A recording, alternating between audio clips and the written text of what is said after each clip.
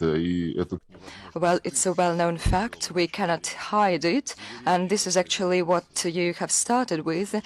I mean, the assurances given to the Soviet authorities and then to Russian authorities that NATO would not expand eastward, that no part of NATO's military infrastructure would be closer to the Russian borders. And then you have seen what happened next. There were 5 waves of NATO's expansion, and each time the rhetoric of NATO and the plans and the drills have become more purposeful. They targeted Russia, and we have tried to draw the attention to that, but actually we unfortunately did not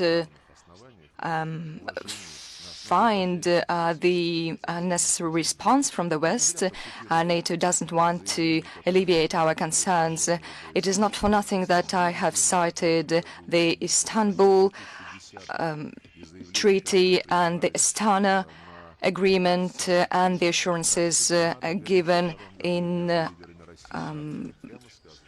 2002, when everyone said that no one would ensure the security of one state at the expense of the security of other states, and that no organization in the OSCE had a right to dominate in this very space. And this is what NATO members do not want to fulfill.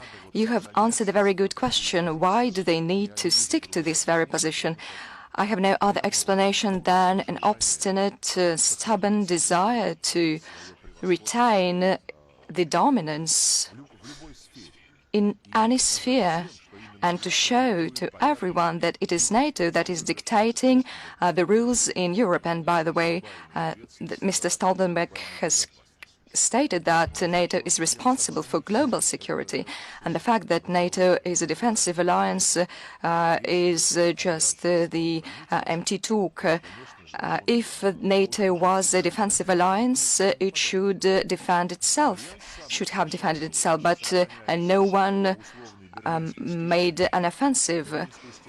Well, you remember the Berlin Wall, it actually collapsed, so there should be some way to defend itself without the Berlin Wall. And this line of defense is drawn every time, and now it's close to the Russian borders.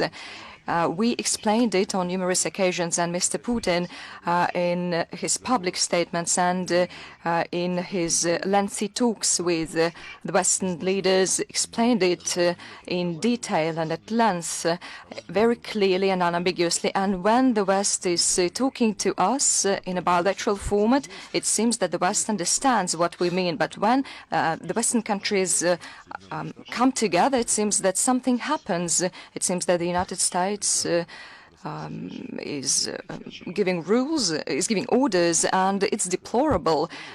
We are open for a conversation, and this conversation will start anyway.